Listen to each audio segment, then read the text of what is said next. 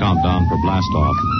X minus 5, 4, 3, 2, X minus 1, fire.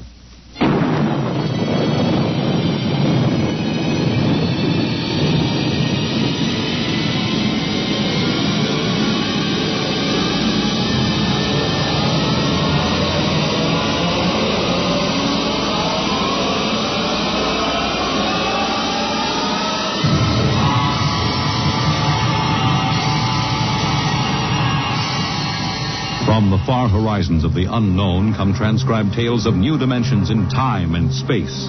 These are stories of the future, adventures in which you'll live in 1,000,000 could-be years on 1,000 maybe worlds. The National Broadcasting Company, in cooperation with Street and Smith, publishers of astounding science fiction, presents X minus 1.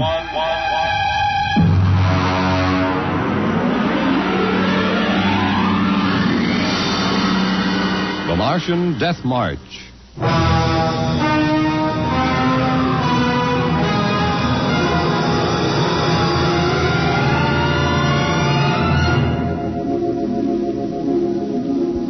I've always been interested in lost causes. The revolt of the Scottish Jacobites against England, the last stand of the Cherokee and Sioux Indians, and the death march of the Martian Highlanders in 1997. There's been a lot written about that march. The UN Commission report covers 4 volumes, but the whole story isn't down on paper yet. I know it because I was on that march from the beginning to the end. There's one part of the story that no one ever mentions. The Martian Death March of 97 was led by an Earthman.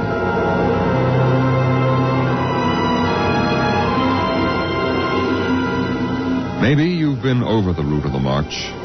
There wasn't any highway there 30 years ago in 97. There was desert.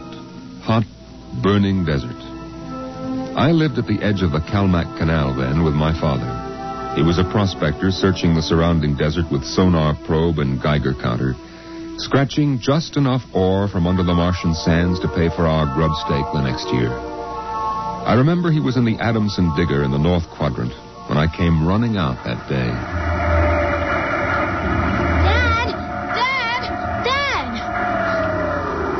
Somebody coming, Dad, across the desert. You sure? I saw them. They're a couple of miles out. Well, how many cars? They're on foot. On foot across the desert? Honest, Dad, I saw them. Are you sure it wasn't a light reflection off the canal? No, it was dark against the sand. I don't like that. You run back and get the rifles out. I've got to pull the digger into the shed. Is there going to be fighting, Dad? I don't know. I got a whole year's ore piled out back in the bins, and I ain't going to lose it to no claim jumpers. You go back to the shack and break out those rifles and see they're loaded, you hear? And jump.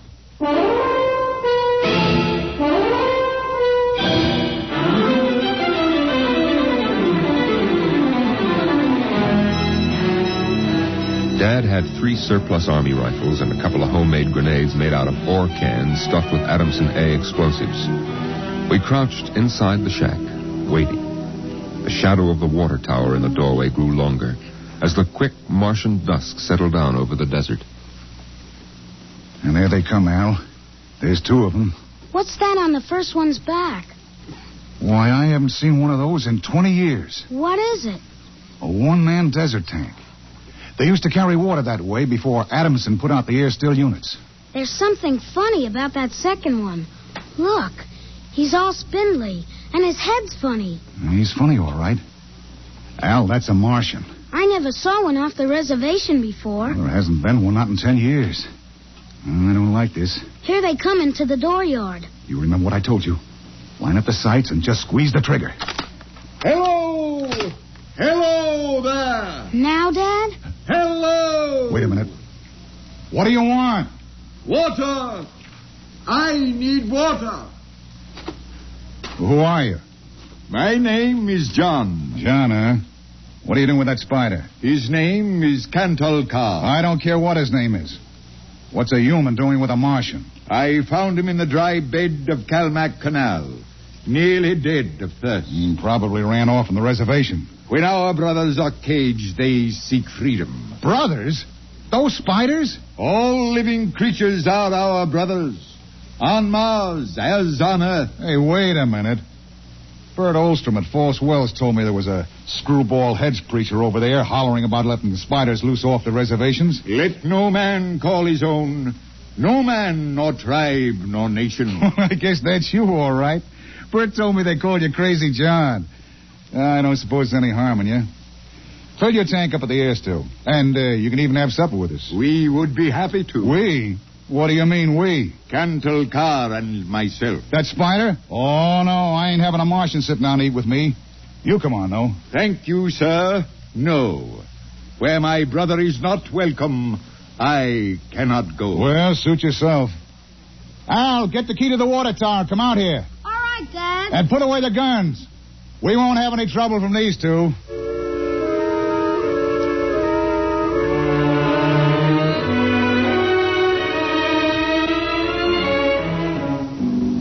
The old man filled his tank at the air-still tower, and the Martian went through the ash pile for half-burned fuel brick. When we went to the house for supper, I could see them silhouetted against the fire. The old man with his wild hair and beard, and the thin, spidery arms and legs of the Martian. Dad, What? are all the Martians on the reservation? Yeah. All but a couple of wild ones in the mountains up north. The patrol catches a couple every year. Why? Well, they murder people. No, I mean, why are they on the reservation? Because it's the safest place to keep them. Pest us off. How many are there? Oh, I don't know. A few thousand. They keep dying off. Why? They catch earth diseases. Chickenpox almost wiped out the whole gang of them 2 years ago. Chicken pox? I had that. It didn't wipe me out. You ain't a Martian. I was born on Mars. Well, I mean you ain't one of those fighters. Now eat your food. It'll get cold. Okay. Dad, Oh, what now? were the Martians always on the reservation? Well, since the Outpost 3 massacre, they have been. What was that? Oh, back before you were born, they lived wild in the mountains up north. Were they fierce? Fierce enough. Only place for them spiders, behind wire. Yeah, it sure is.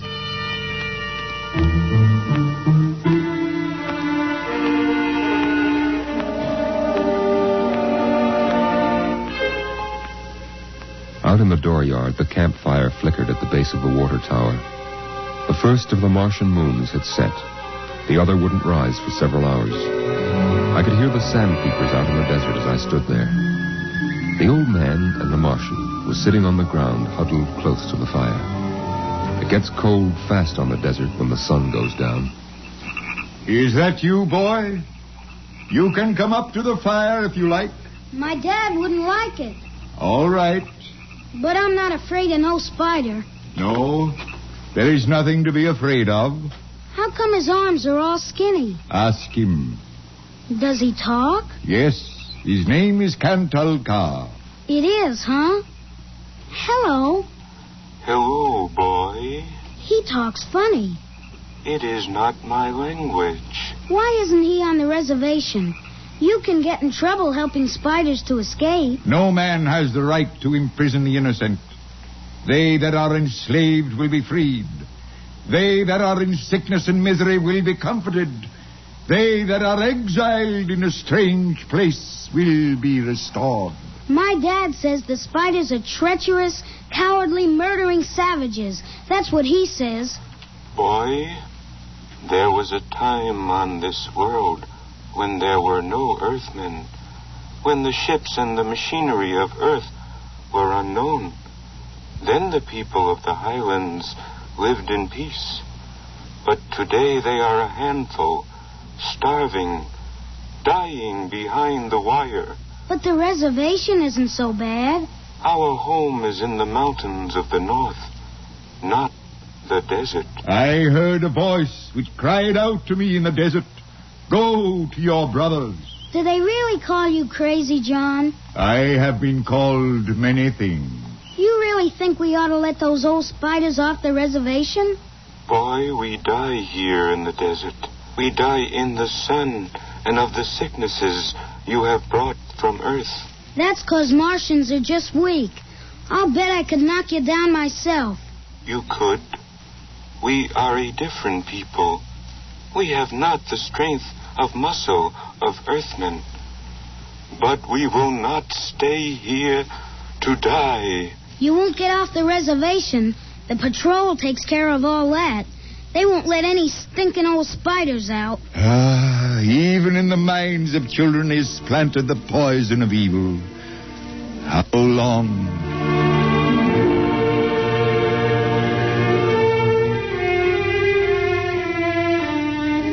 That night through the window, I could see the flicker of the old man's campfire. He was walking up and down now, shouting, singing hymns, verse after verse, his white beard catching the light as he passed behind the fire.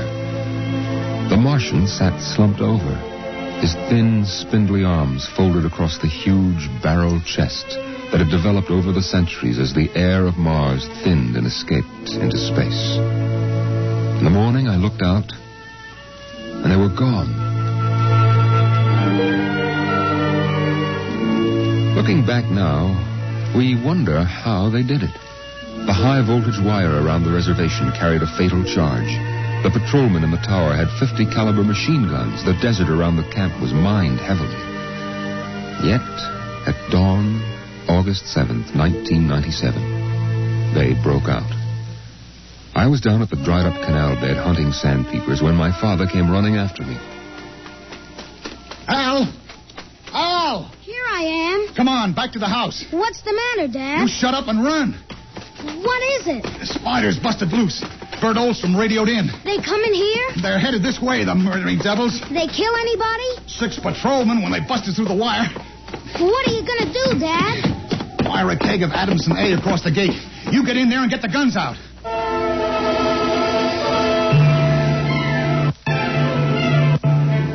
I got the rifles and shoved a full clip in each one. Then I slipped a primer fuse in the homemade grenades and lugged them out to the porch.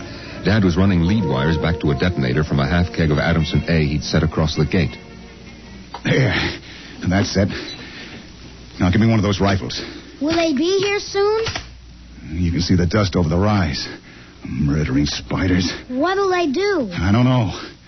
Now make sure you get a good sight, Al. Don't waste any bullets. There they are, Dad. There they come. Oh, wait a minute. Hold up now. I want to get a good shot. Let him get closer. Dad, that's Crazy John up in front. There. He's taller than the spiders. You can see his beard. You're right. Oh, that renegade rat. He probably helped him break out of the reservation. Listen, Al. If anything happens to me, you light out back to the shed. You can hide out in the empty ore bins till they go away. Now, you got that? All right, Dad. We're going to come in. The spider's shouting something, Dad. Probably a trick. Get down a little, Al. You're in the way. We're coming in. I got him clear now. Right in the head. Up a little now. Got him. Got him, Al. Dad, look out. They've got guns. Down. Get down. Oh. Dad. Get out, Al. Get out to the shed. Dad, you're hit. Go on. Those spiders are going to rush. Now get going. No, I can't let Shut you. up and get out of here. You hear? Get out of here.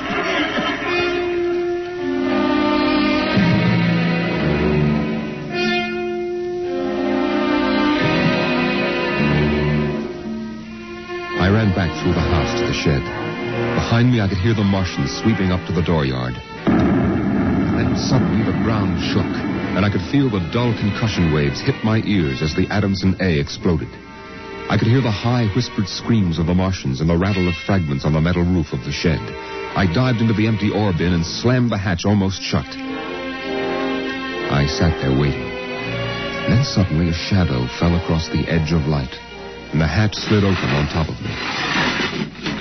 You leave me alone. I'll kill you. Boy, I've been looking for you. Where's my dad? What did you do to my dad? He's dead. You killed him. You and those spiders. I'll kill you. I'll kill all those stinking murdering spiders. They are our brothers, boy. Your father shot without warning, and the fire was returned against my orders. You mean you weren't going to attack us? Our brothers came in peace. They are going home to their mountains. We came to get water for the journey. You mean you just wanted water? You... Dad! John, The Earth Patrol will be following us soon. We must go. And the boy? We'll have to leave him here with water and supplies. No. The Earth Patrol would question him. We need the time. He goes with us.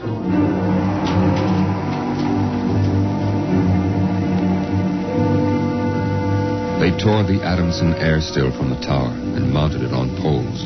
They piled our supplies in the yard and loaded them on their backs. And then they started. I marched with the old man at the head, and the column stretched out behind us on the desert.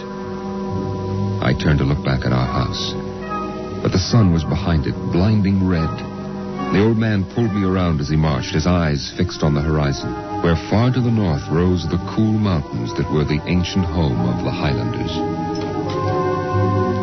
14 of the Martians died the first day. They dropped to the side of the column when they could go no farther, and died. But the march went on. On the 5th day, we swung wide to avoid a mining settlement, but not wide enough. The miners were in ambush behind a pile of rocks.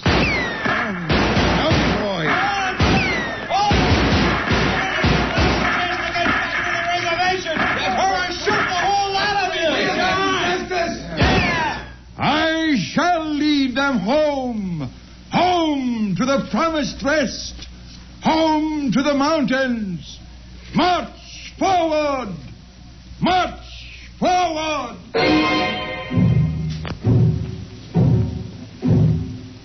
And the march went on. We wound across the desert in wild zigzags, following the paths the old man had traveled through the years.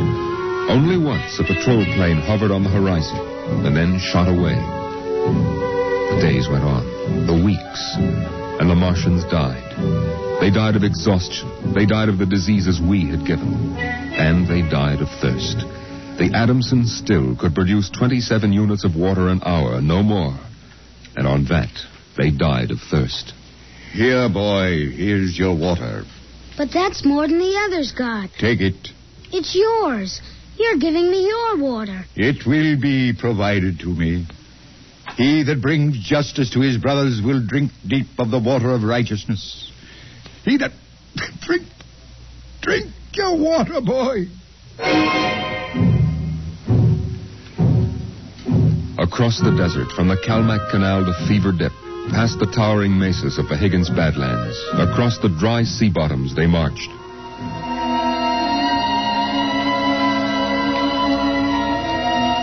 On the 54th day of the march, we halted at evening. The air was thinner, colder now. The rations had long since been exhausted. I lay down to sleep wrapped in the old man's coat. Early in the morning, before sunrise, I woke suddenly. The ground mist that had covered the desert the night before was lifting slowly. And I saw the old man standing by the burned-out fire, the vapor swirling around his legs in the cold light of the false dawn, edging his wild beard. Go back to sleep, boy. I can't. The end is near. I have led them through the wilderness, dry shod across the seas, and before us lie the mountains. You mean we're almost there? When the mist is taken from the eyes of man, the place of refuge can be seen. You mean the mountains? It's over. We're there. I have led them to their home, and I must go back to the desert. You mean alone? Now, even now, I hear a voice in the wind. Carry the message to the men of Earth. Bring to this new world the message of the old. All beings created in the universe are my brothers, and he that harms my brother harms me. Goodbye, boy. You'll be safe now. Goodbye, John. Goodbye.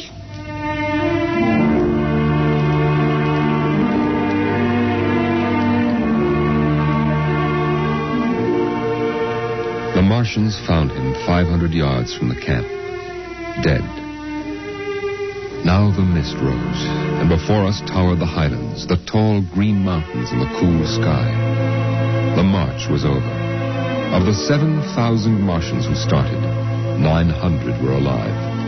They gathered now on the rise of ground and faced the hills.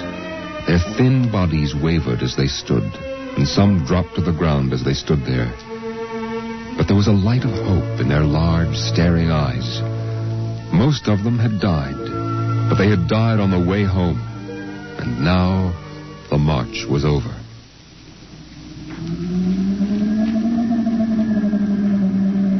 Then the patrol planes were spotted on the horizon, and within 10 minutes they had landed. The Martians stood silently as the squads piled out and set up the 50 caliber machine guns and the petroleum gel flamethrower. All right, you spiders. Hands up and stay together.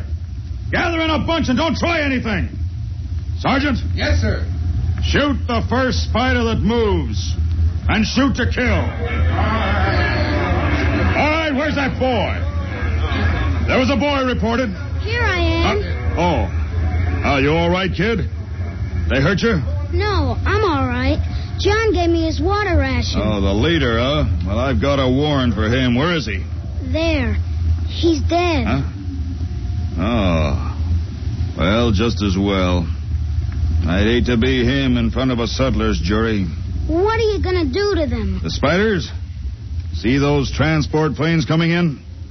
We're going to ship them all back to the reservation where they belong. You can't. You can't do that. What are you talking about, kid? You can't take them back. They're home. John said they were home.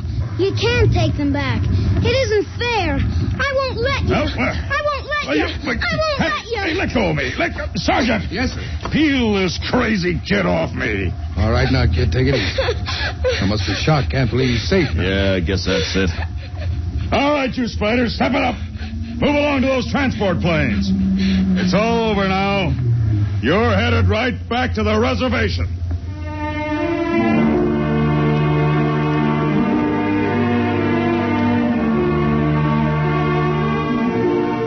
They separated them in groups of 50 and loaded them on the planes. 900 out of 7,000. And soon the first big-bellied ships waddled out on the hard sands and lifted slowly into the air, headed back to the south, flying over the trail of dead and dying who started on the march to the highlands, the march to home. Don't worry about them spiders, kid. We'll take care of them. Come on now, kid. You'll feel better as soon as you get back to civilization. Before the plane took off, I looked once more at the green mountains towering through the mist. And then, just before the motor raced, I saw John. Crazy John propped up against a dognut bush where the Martians had placed him. The wind from the south gave the wild hair and beard a rippling life. He faced the hills, the home and rest he had promised his brothers, as he led them through the wilderness of Mars.